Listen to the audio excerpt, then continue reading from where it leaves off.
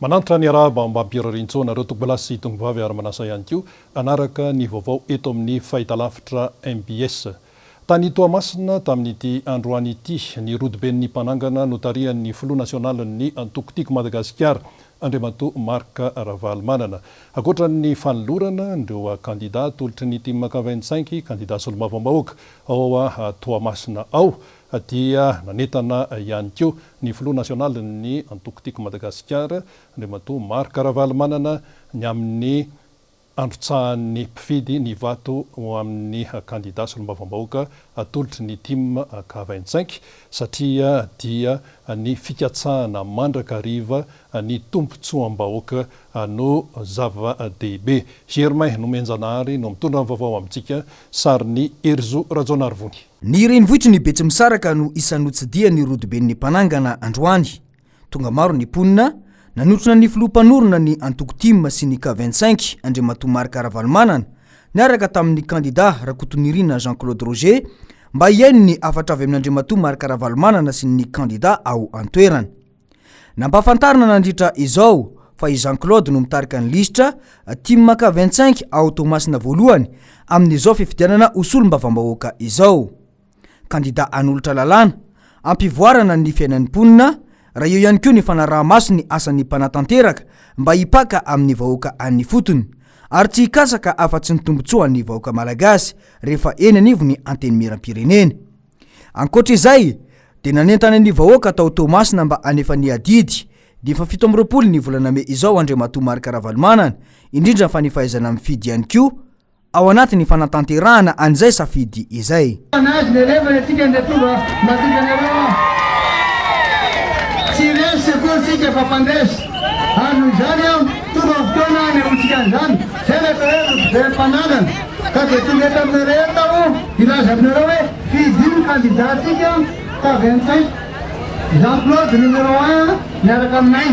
Isan'ny tsy adinon'ny filoha-mpanorona ny antoko Andriamatoa Marc Ravalomanana ny niona sy ny tafa mivantana tamin'ireo mponina tao Toamasina nandritra ity fotoana ity, indrindra fa niresaka tamin'ireo mponina momba ny fiainana andavanandrony izy ireo.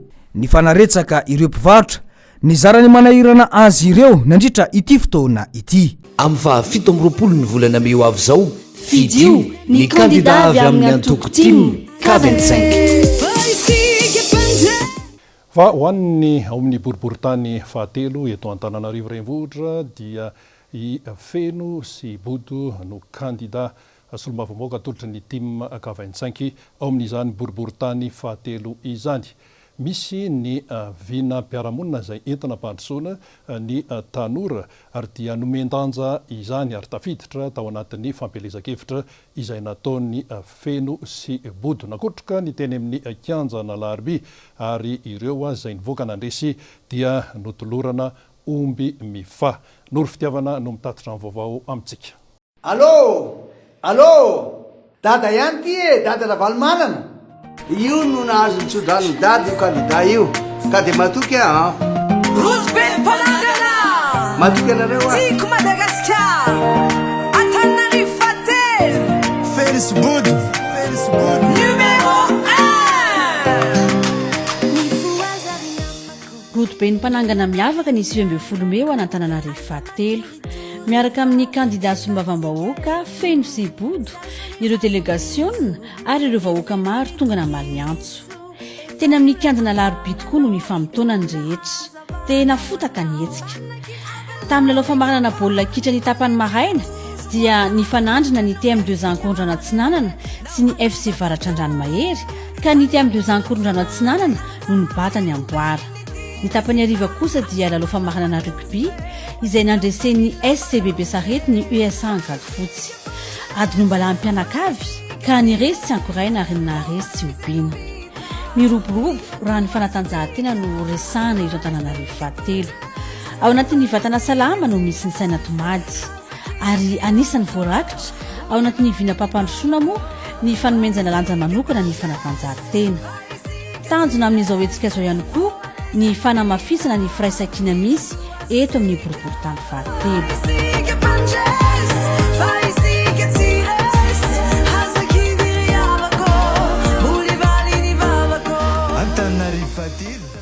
ankoatra ny omby sy ny ondry izay natolotra dia teo ihany koa ny fitaovam-panatanjahantena ilaina amin'ny foot sy ny rugby. Natolotry ny kandida larana voalohany eto Antananarivo fahatelo ahitana ny feno sibodo ho fanohanana trano ny fanatanjahantena.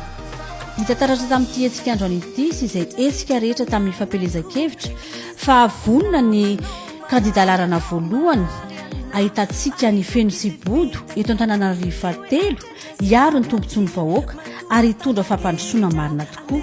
Na eo amin'ny lafin'ny fahasalamana izany, ny sosialy, ny fampianarana, ny fanajariana ary hita taratra androany fa eo ihany koa ny fanatanjahantena.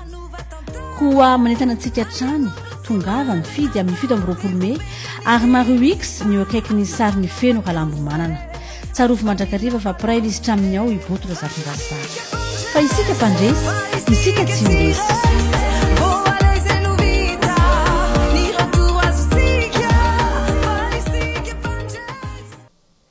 Ho an'ny atsy amin'ny boriboritany voalohany kosa araka ny efa fantatsika dia ny listra tarihan'ny maître Anitra Razafimanantsoa no tolotry ny team 25 kandida zany solombavam-bahoaka nakotroka ihany koa nitetsy amin'ny kianjan'ny Mahamasina ny farany herinandro teo satria nanantanterahana ny lalao rugby goavana ary ho famporisihana nireo mpandray anjara sy ho fanomezana lanja ihany koa ny tontolon'ny tanora dia omby 4 be zao no natolotra sy nizaraina tamin'izany. Germain Menjanary no mitatitra ny vaovao amintsika. Ny tanora no hoavin'ny firenena isan'ny antony tonga ny kandida izay tolotry ny team 25 ao amin'ny boriboritany voalohany ny karakara ilay hetsika ara-panatanjahantena goavana tetsy Mahamasina omaly. Nomena lanja manokana ny taranja baolina lavalava teto satria tsapa hoy ny kandida fa miabetsaka ny tanora nolina amin'ity taranja ity eto Madagasikara. Raha eo ihany koa ny famporisihana ireo tanora ireo anoho ny ezaka amin'ny fampafantarana ny firenena eo amin'ny sehatra iraisam-pirenena eo amin'ity taranja baolina lavalava ity. Omby mifahy miisa 4 no nozaraina nandritra izao lalao izao. Ny afatra ho an'ny fidy aloha dia ny voalohany indrindra dia ny manentana ny fidy foana hoe tongavy ianareo ny fidy, tongavy isika rehetra fidy. Aza vela fotsiny ohatran'izao ny safidy satria manjary mamely lalana ny ratsy ilay izy ary mamely lalana ny olona tsy tianareo lany. Karaha tianareo ny ovany eo amin'ny antemeram-pirenena, tianareo hiakatra ny asiny antemeram-pirenena, tianareo tena solombavam-bahoaka no ny andraiky ny marina no olany eo dia fidio ny larana voaloha izay misy tarihan'ny maître Anitra, izay misy an'ny pasteur Roger ihany koa, misy an'ny docteur Viviana ary Benjamaki.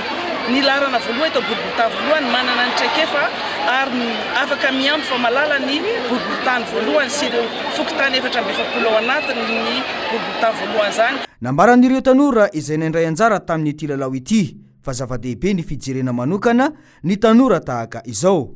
Nanamafy kosa ny kandida fa tsy ao anatin'ny fotoana tahaka izao ihany no anaovana ny hetsika toy izao satria isan'ny mahatonga ny listra izay tarihiny misy tanora dia ny mba hijerena manokana azy ireo indrindra fa ny mba isin'ny lalàna matotra mitsinjo ireo tanora eto Madagasikara. Amin'ny fa 17 ny volana Mey avy zao fidio ny kandida avy amin'ny antoko team 25. Fa nampiantso mpanao gazety androany ny kandida solombavam-bahoaka tolotry ny team 25 ao amin'ny boriboritany faharoa listra tarihan'ny Rastany. Tamin'izany no nilazany fa tsy hijanona mihitsy ny asasoa sy ny fampivoarana ara-tsosialy izay ho tanterahany ary ankoatran'izay ihany koa dia rehefa tonga eny Tsimbazaza izy dia ny lalàna izay miainga amin'ny etaetam-bahoaka no katsahany mandrakariva. Germain no Menjanary no mitatitra ny vaovao sary ny Erzo Rajonarovony. Mitoetrany ny asa sosialy izay efa fanao ny kandida Randrianarsoa Stanislas na Rastany. Kandida izay atolotry ny team 25 ao amin'ny boriboritany faharoa. Raha mikorina ao anaty ny fanaovana asa sosialy ho an'ny mpiarabelona ary tsy amin'izao fotoana ny fampelezan-kevitra izao vao manomboka izay asa sosialy izay fa mbola tsy teo amin'ny toerany solombavam-bahoaka aza ny lehilahy dia efa nanao izany asa izany. No mafisiny nandritra ny tafa ho an'ny mpanao gazety izay nataony fa manao lalàna no asa ny solombavam-bahoaka fa tsy manao lalana. Saingy efa natokana ho an'ny asa fanasoavana ny mpiarabelona ny andro tokom-piainana iray manontolo ary efa raha mikorina anaty izany. tetezakazo ampamantanana maro roa, ny bassin eny Manjakamiadana, bassin teny Tsiadana, fanomezana koveta teny Morarano, fanomezana vato teny Ambohipotsy mba anamboarana rindrim-bato, tafon'ny bassin tao Morarano, ny tetezakazo teny ampamantanana, ny totoabato tao Volosarika, santionany amin'ny asa sosialy izay efa nataon'ny kandida ireo. Tsy afa-misaraka amin'ny fampandrosoana ny sosialim-bahoaka hoy ny kandida Rastany. Ny asa sosialy tompoko amin'ny ray aman-dreny anahy, mahomby fidy anahy, dia akoatra ny asa tidiko ataoko any Tsimbazaza, dia tsy afa-miala amiko fa io ny zavatra tena ataoko hanapiko vahoaka. Izaho Rastany dia asa sosialy nahafantaran'olona anahy. Eny na tamin'ny première mandat ary nahafantaran'olona anahy dia asa sosialy. Na fomba mbola tsy député ara za dia afa betsaka ny asa sosialy nataoko. Ka haiko tsara manavaka ny asa sosialy sy ny asa CLD, tsy afangaroanareo. Ka za tompoko tsy mihinana volam-bahoaka fa vola azoko hatrany amin'ny karamako hatrany amin'ny député nanapiko vahoaka satria asatra vola mivahoaka igny dia averinako amin'ny vahoaka. Za mampandrara goavana ny velomako sy anaovako ny didy fa ny avy any amin'ny député dia averinako amin'ny vahoaka. Ankoatr'izay dia nitondrany fanazavana ihany koa ny manodidina ny vola CLD izay fantatra fa fanampina avy amin'ny fanjakana. Ny CLD tompoko dia appel d'offre ny mahazo ny marché io, dia izy hitanay vao moins 10 ans mahazo azy. Zay nandraikitra ny député sy ny PRMP ny chef district sy ny chef district dia miaraka amin'ny délégué au maire.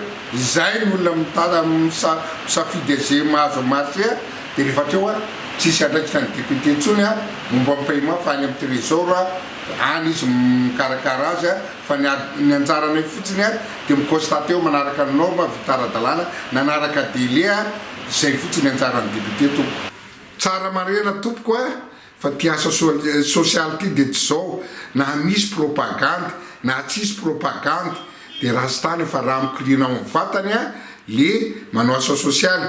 Ka noho izany nahavita ara io propagande io ny asa sosialy Rastany tsy tapaka fa mitohy foana. Na dia eo aza ny asa sosialy izay ho atao hoy ity kandida izay atolotry ny timaka 25 ity, dia tsara kokoa raha misy ny lalàna matotra eto amin'ny firenena ahafahana mampivoatra ny filanimponina, indrindra fa eo amin'ny resaka sosialy. Eny Ambohipo moa no amaranan'izy ireo ny fotoana ny fampelezan-kevitra ny sabotsy izao. Amin'ny fahafito amby roapolo ny volana May ho avy izao, fidio ny kandida avy amin'ny antoko timy K25. Fa ny kandida solombavambahoaka atolotry ny timaka 25 eo amin'ny boriboritany faefatra ihany koa. Lisitra tarihan'ny Rambosalama Emilien dia manamafy fa tsy afaka hitazapotsiny ihany koa ny amin'ny fahorim-bahoaka indrindra amin'ny lafiny sosialy izany ary dia mandray andraikitra avy hatrany tsy miandry ny amin'ny hoe fahatongavana eny Tsimbazaza. Ankoatran'izay dia anisan'ny tena manahirana ny mponina ao amin'ny boriboritany faefatra ny resaka fotodrafitrasa izay ilaina amin'ny fiainana andavanandro ary dia asiany asa ihany koa izay resaka hoe fotodrafitrasa izay. Toy izao avy hatrany ary ny fanadihadiana momban'io. Marina fa tsy asan'isy olom-bavam-bahoaka ny fanamboaran-dalana sy ny fanaovana tetezana saingy noho ny zavamisy eto amin'ny firenena dia ny tsy fahatomombana ny asan'ny mpanatanteraka hipaka any amin'ny vahoaka, indrindra fa ao anatiny tsy fisian'isy olom-bavam-bahoaka izao dia tsy azo atao ny mitazam-potsiny ny fahorian'ny mpiaramonina manoloana ny zavamisy io. Io no nambaran'ny kandida izay atolotry ny timaka 25 ao amin'ny boriboritany faefatra, Andriamatoa Emilien Rambosalama raha niona sy nitafa tamin'ireo mponina teny amin'ny fokontany Maderana Motany ity kandida ity ny sabotsy teo. Sahirana ny mponina indrindra fa ny amin'ny faritra iva noho ny fahasimban'ireo fotodrafitrasa maro noho ny tsy fikolokoloana azy ireny. Targetra ny ampivoarana ny fiainan'ny vahoaka malagasy raha nambarany ity kandida ity izay fantatra fa miainga avy amin'ny fanamboarana lalàna eny anivon'ny anteny miram-pirenena. Toizy na le izy na dia tsy ao anatin'ny azan'ny solombavambahoaka ary zany zavatra zany satria zay marary ny olona dia tsy maintsy vahana ny olana fa tsy afaka hipetraka amin'izao fotsiny na dia hoe mpanao lalàna azy ny tena izy fiatraika amin'ny marina any anaty vilaniny vahoaka le lalàna atao fa tsy lalàna fandrebirebena olona fotsiny na lalàna mandeha azy amin'izao fotsiny fa mba hisiny le mba hitombo ny sosialy anatin'ny paosin'ny olona mba hitombo mba tsy natapa-kivontsony ny vahoaka fa tena lalàna hitondra ny tombotsoa amin'ny vahoaka marina no atao ao. Isan'ny nomafisiny nandritra ity fotoana ity fa ny lista izay tariny candidat Emiler Ambosalama izay mitondra ny larana faefatra ao anatin'ny bileta tokana ihany no candidat mitondra ny fanevany ity Madagasikara K25 ao amin'ity boriboritany ity amin'izao fifidianana usolom-bavam-bahoaka izao. Ambosalama Emilia ihany candidat mitondra ny larana faefatra eto amin'ny boriboritany faefatra no any candidat na tsodrany tamin'ny président Valomanana flou national ny atoko tiako Madagasikara. Akoatran'izay dia tsy marina ary tsy misy antoko hafa na atao hoe plateforme hafa miara-miasa amin'ny team fa ny team dia team K25 tokana ihany dia ny lista tarihan'ny Ambosalama Emilien. Nambarany fa tsy ikatsaka afa-tsy ny tombotsoan'ny vahoaka malagasy ny tenany raha tonga eny anivony anteny miram-pirenena. Candidat alaolan'ny vahoaka, iaro ny vahoaka ary anasony ny vahoaka, tsy ny vahoaka ny boriboritany faefatra ihany fa ny malagasy iray mantolo mihitsy raha ny nambarany. Amin'ny fahafito amby roapolo ny volana May avy zao fidio ny candidat avy amin'ny antoko team K25. Ny mpifidy eny amin'ny boriboritany faefatra moa dia resy lahatra fa ny candidat solombavam-bahoaka atolotry ny team K25 ao amin'izany boriboritany faefatra zany listra tarihan'ny Ambosalama Emilien no everin'izy ireo fa mendrika hitondra ny teniny eny Tsimbazaza satria mahafantatra ny fahoriana ary ny olona izay miaraka amin'ny vahoaka tahaka ny Ambosalama Emilien no afaka itokisana rehefa tonga eny Tsimbazaza. Fa ny onkevitra vetrany teo amin'ny fanadiadiny Germain no menjanary sary ny Erzora John Arvony. Candidat akaiky ny vahoaka ny candidat Emilia Ambosalama. Io no nambaran'ireo mponina eny anivony fokotany ny maderana motana raha tafaresaka taminay momba ity candidat izay atolotry ny team K25 ity izy ireo. Nambaran'ireo mponina atrany fa azo antoka tanteraka ny lehilahy ary tonga dia manatanteraka raha misy ny tsiampy eo anivony mpiarabelona na ao anatin'ny boriboritany na olona ivelany ny boriboritany izany. Tsy niresaka asa sosialy ihany no nahafantarany maro azy fa eo ihany koa ny fanampiana ireo mpiarabelona amin'ny lalan'ny hevitra raha eo ihany koa ny fiahina ny tanora. Tokana ny safidy ny fafito amby roapolo ny volana May izao hoy izy ireo dia ny larana faefatra ao anatin'ny bileta tokana. Tonga hoe hifidy ny Ambosalama dia ampivoatra ny tanànana eto maderana motana sy eto amin'ny firaisana faefatra. Miaraka amin'ny vahoaka izy ary tianao fanasoavana eto amin'ny firaisana faefatra ihany e. Manentana ny eto amin'ny faritra faefatra hifidy ny Ambosalama Emilia. Izy zany mahafinaritra fa ny teo aloha tsy mahafinaritra mihitsy fa ohatrany namita vahoaka. Mampiavaka anazy vao teneny izy tonga dia manao zavatra, tonga dia vaingana be zavatra ataony. Manainga ny mponina eto amin'ny firaisana faefatra zany mba hifidy ny Ambosalama. Izy mijery ny sosialim-bahoaka tena midina ifotony mahita ny maharary ny vahoaka ety amin'ny boriboritany faefatra. Izy koa anisan'ny izay natolotry dada nomeny ny fitokisana atao anatin'ny boriboritany faefatra satria maro ny candidat izay eto amin'ny boriboritany faefatra fa izy rery ihany no any natolotry ny tiako Madagasikara. Manentana ny olona eo amin'ny boriboritany faefatra izahay indrindrindra 32 fokotany izay misy eto amin'ny boriboritany faefatra androsaka ny larina faefatra Ambosalama Emilien sy ireo mpiaradia aminy. Izy to dia mijery ny sport sonerana dia mba nanolitra fanampiana izy mahafinaritra izy ka anentana zany tsika efa mpifidy rehetrarehetra mba hifidy numéro 4. Ankoatry ny fiantsona ireo vahoaka namana sy ny mpiaramonina ao amin'ny boriboritany faefatra mba hifidy ny candidat Ambosalama Emilien izay atolotry ny team K25 nataon'izy ireo dia isan'ny nambaran'izy ireo ihany koa fa tsy ny fanohanana azy ao anatin'ny fampelezan-kevitra izao ihany no zava-dehibe fa ny fandatsana ny vatolarana faefatra ny fafito amby roapolo ny volana May izao. Ny tonga miaraka mantsy no fanombohana ary ny miasa miaraka no fahombiazana. Amin'ny fahafito amby roapolo ny volana May avy zao fidio ny candidat avy amin'ny antoko team K25. Eny amin'ny boriboritany fahadimy indray dia ifetra no candidat solombavambahoaka atolotry ny team K25 raha ny naina izany. Tao anatin'izay fotoana nanaovana ny fampelezan-kevitra izay dia tsapa fa resy lahatra ny vahoaka ny boriboritany fahadimy fa ifetra sy naina no afaka hitondra ny teniny eny Tsimbazaza ary azo itokisana afaka hitondra ihany koa ny vahaolana amin'ny alalan'ny fandaniana ny lalàna izay mitondra makany amin'ny fampandrosoana ny vahoaka ny boriboritany fahadimy. Laurette Berton no mitondra ny vaovao, sariny Mathieu Princy.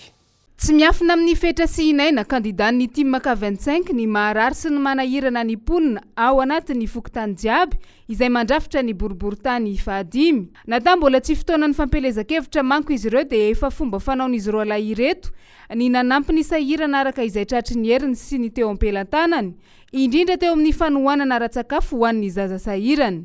Fa avononana efa rangoelany anireto kandidan'ny team K25 ao amin'ny boriboritany fahadimy ireto ny solivavany vahoaka hiady ho an'ny tombotsoan'ny malagasy ary tsy hikatsaka afa-tsy ny fampandrosoana ny boriboritany fahadimy.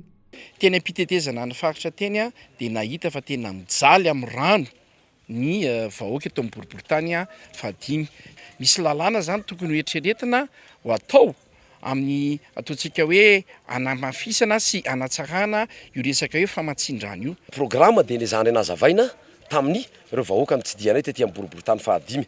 Anisan'ny telo tena hoe lehibe sy goavana tao anatin'izany dia ny ady amin'ny resaka tsy fanjarian-tsakafo. Ny faharoa ny resaka hoe ady mba ho maimaim-poana izany fampianarana izany. Ary ny fahatelo dia ny resaka mba ho maimaim-poana ihany koa izany anisan'ny fangatahany maro ka dia hiady ho an'izany zay ny resaka hoe ny fanabeazana any fotony dia tokony ho maimaim-poana satria fanontaniana petrakay aminareo mpifidy dia manao hoe nahoana no nety zany tany amin'ny 5 taona lasa. Ny toy tao anatin'ny fokontany Anjanahary iny ny fitetezana trano izay nataon'ny delegation'ny team K25 ao amin'ny boriboritany fahadimy androany tontolo andro.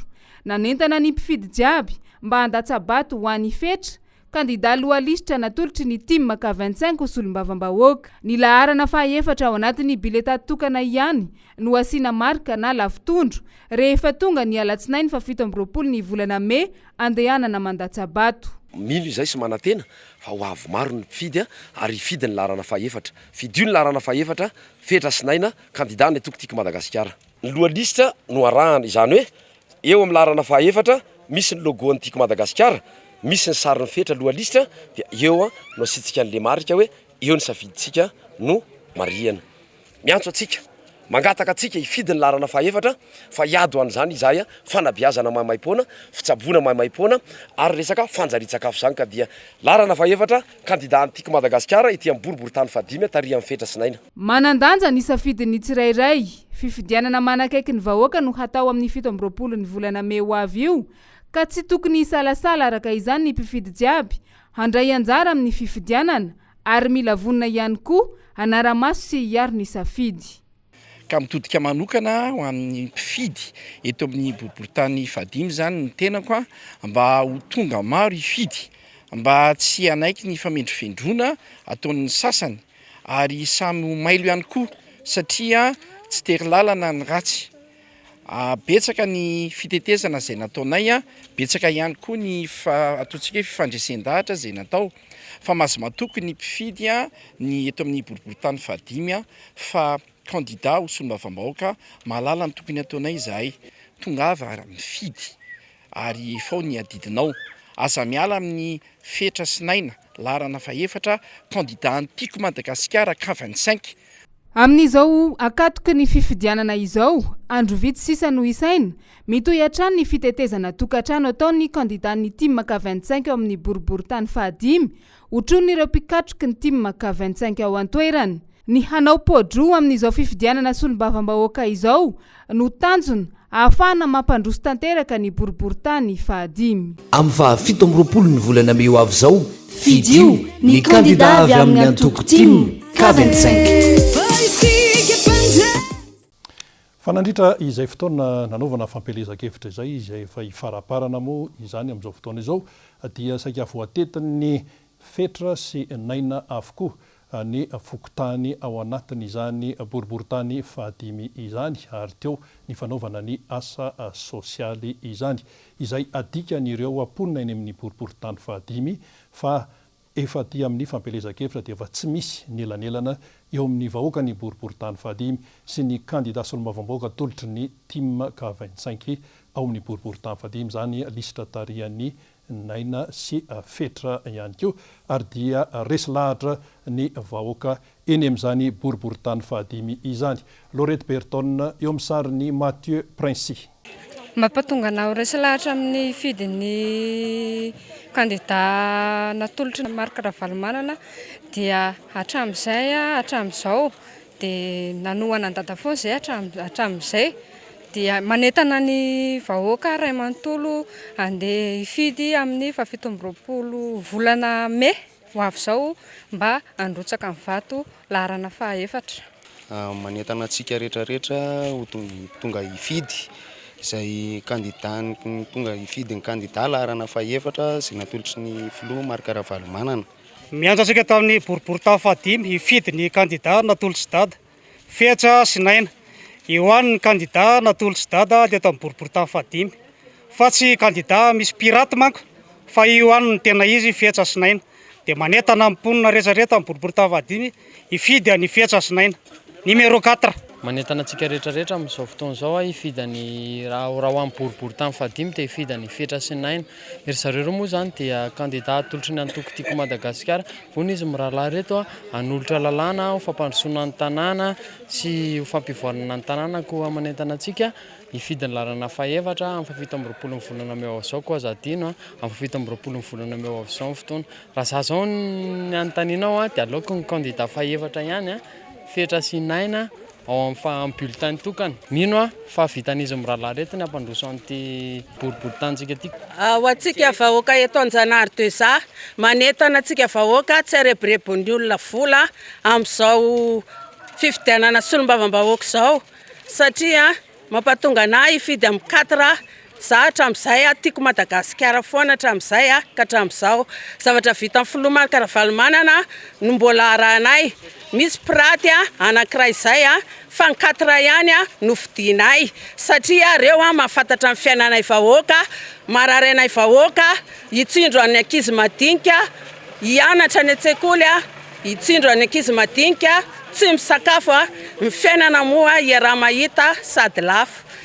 Dia manentana antsika rehetra fidio 4 ihany fa io ihany koa tsy maintsy lany Amin'ny 17 ny volana May avy izao fidio ny candidat avy amin'ny antoko team K25.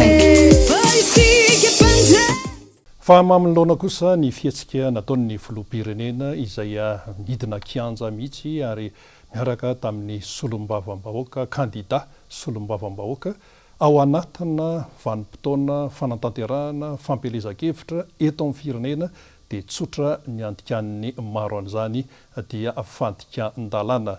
Toy izao ny fanadiadiana hoentin'ny Germain Nomenjanary teo amin'ny sarin'ny Mathieu Princy.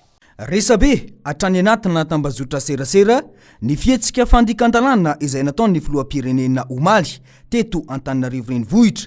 Miara-dalana tamin'ireo candidat ny IRD mirotsaka amin'ireo boriboritany eto Antananarivo renivohitra ao anatin'ny farany herinandro ny fampelezakevitra izao. Nambarin'Andriamatoa Rivo Arvelo Ramanantsoa izay mpandalina politika fa mananjo idina ifotony ijery ny manahirana ny vahoaka ny filoham-pirenena sy ny mpikambana ny gouvernemanta fa ny fisian'ireo candidat ho solombavambahoaka izay miara-dalana amin'ny kosa dia endrika fiandanina sy fampelezakevitra tanteraka. Mazava mantsy ny voalazan'ny lalam-panondrenana momba izao fihetsika izao indrindra fa ao anatin'ny andininy 770.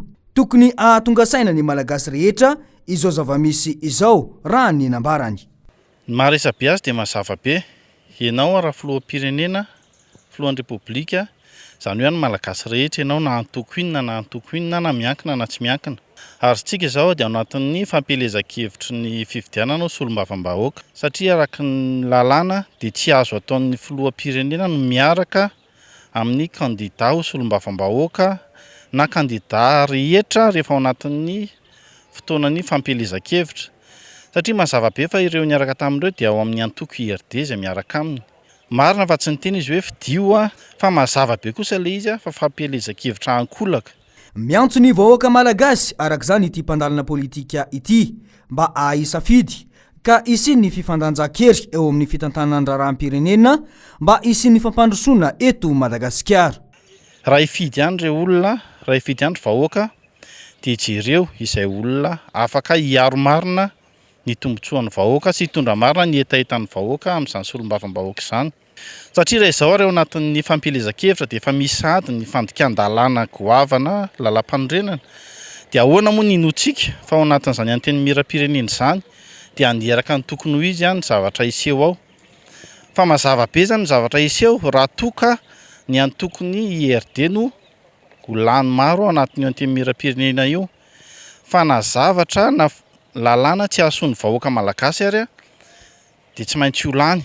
Satria mazava be ho io fa ny antokony ihany ny jereny izay mahasoa azy dia ekeny. Raha amiko manokana dia manentana ny vahoaka malagasy tsy vaky volo ifidy ny antoko team K25 izay samijoro, izay manana ny etika politika sy ny fitsipika mamatotra izany kandida solombavam-bahoaka izany.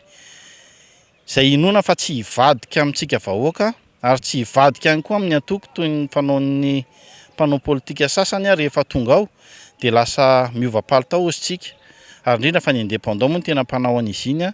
Ankoatr'izay dia no mafisy ny famila mandray andraikitra goavana amin'ny alalan'ny latsabato ny malagasy ny 7 ny volana May izao satria tandindomindoza tanteraka ny firenena raha fizotry ny zavamisy no jerena raha ny nambarany atrandry. Manoloana ny toetra raha iny moa dia mbola tsy nandren'ny sabeo hatramin'izao ny aonivon'ny voamiram-pirenena mareo tena misahana fifidianana na ny CENI ary eo ihany koa ny fitsarana avo momba ny lalam-panorenana na ny ACC.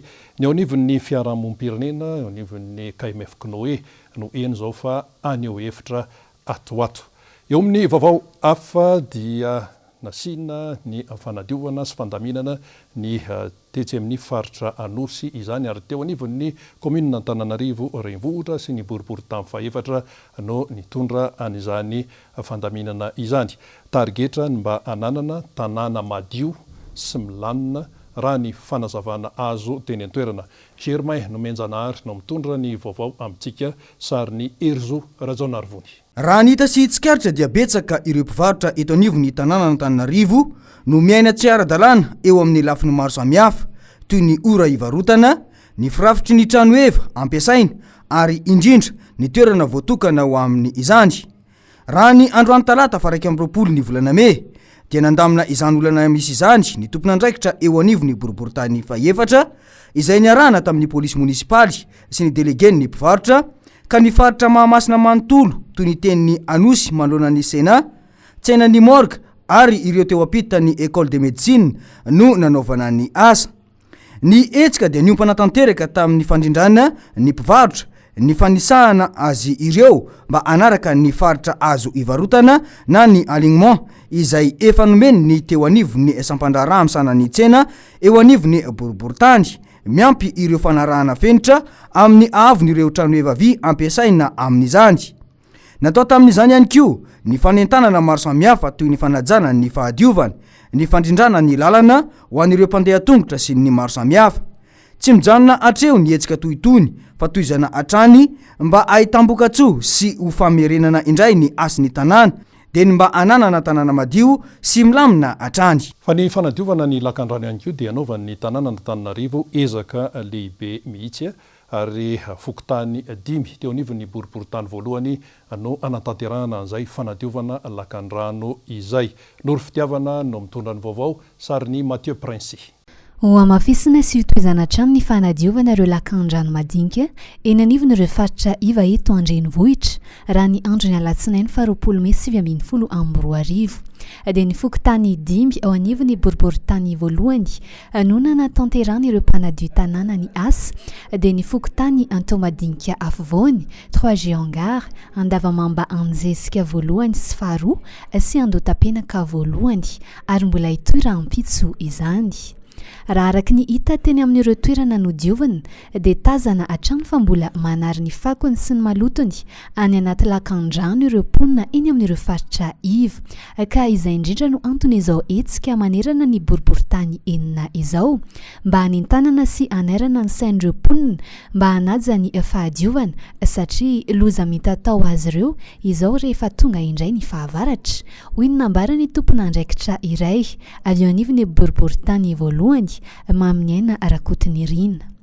Izao natao moa zany dia mba fanentanana ihany koa atsika mponina indrindra zany amin'ireny fandotoana an'ireny lakan-drano ireny na misarona na tsy misarona satria dia tena loza mitatao atsika ireny ary mieritseritsika hoe mahitany zao tsy maninona fa reny ihany no tena miteraka ny rano be ny anivotsika eny amin'ny fotoam-pahavaratra ka manao ezaka ny tatana ananon'Antananarivo amin'izao fotoana izao mba ilana amin'izany rehetrarehetra zany fa tonga indray ny fahavaratra hoy ny nambarany tompon'andraikitra iray avy eo anivony boriboritany voalohany maminiaina arakotiny rina. Efa misy ihany koa izy ireo izay efa voaintana amin'ny alalan'ny fanaovana ireny fanentanana sy hetsika fanadiovana ireny ka tonga dia mandray ny andraikiny avy hatrany rehefa misy maloto ny manodidina azy.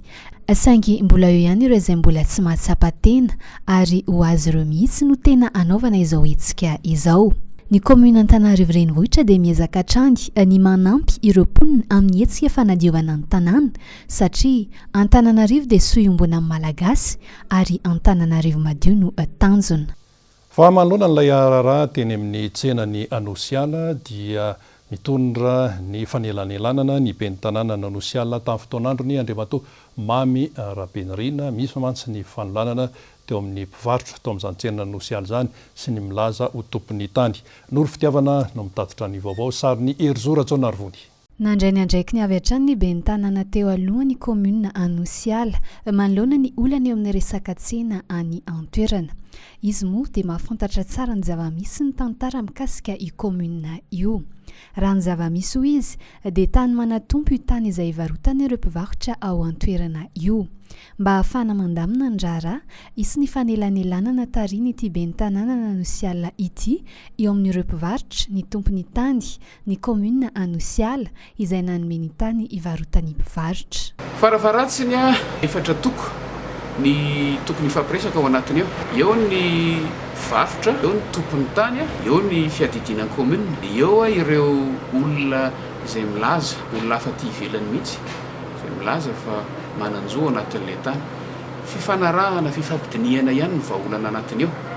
Ny azonay atao dia miezaka manelanelana amin'ireo vondrona anankiefatra izay voakasika amin'ny vantan'ireo dia ahafahana mitady vahaolana maharitra mihitsy fa mila vonona fotsiny ny ankolafo rehetra ao anatin'ilay izy fandinika sy tonga dia hampiatra izay fanapakevitra iombonana eo rehefa avy eo. Toy izao koa sary ny hevitry ny mpivarotra tao an-toerana momba ity raharaha ity. Problemanay zany dia lahavolo zay nefany le tsena zany raha fa tsy miakatra ty io tsena io dia tsisy olona mivarotra mihitsy aty. Ny tanjony eto aloha dia fangatahana an'le toerana aloha anaovana an'le tsena satria le tsena tsy misy fototra hoe aiza na aiza. Dia tompon-tany zany tsy dia ataony olana loatra aminay fa rehefa azonay le tsena azonay ivarotana azonay iainana dia miaina zay izay tompon-tany any any izay tompon-tany any. Zay ny etahitanay aloha izay zany ny tokony azo an'ity zay ny rinay zay angatahanay fa vonona mivarotra tsisy ndalana za miteny eto tsy mifanditra akory mivarotra tsisy ndalana fa vonona mivarotra rehetrarehetra tsisy ndalana hiakatra raha ara-dalàna ty toerana ty. Dia zahay mpivarotra majinika mangataka omeo anay ty tany ty hivarotanay satria zahay tsy afaka hanofa tsena na telo hetsy. Tsy aivana manana olana eo amin'ny resaka tsena ao amin'ny komuna io ny mpivarotra noho ny fiovavan'ny fitantanana tsy manana tsena hivarotana intsony izy ireo amin'izao satria misy milaza ho tompony ilay tany misy ny tsena. Io tany io izay fantatra fa tany nomeny teo anivon'ny komuna Anosiala ny mpivarotra mba hivarotana. Teo indrindra no nahatonga ny olana manazava ny zava-nisy tany aloha ny ben'ny tanàna Anosiala teo aloha. Araka ny voalazan'ny mpivarotra teo zany raha fahazoko azy dia misy toerana malalaka anankiray izay eto tanàna io ifindrany zareo.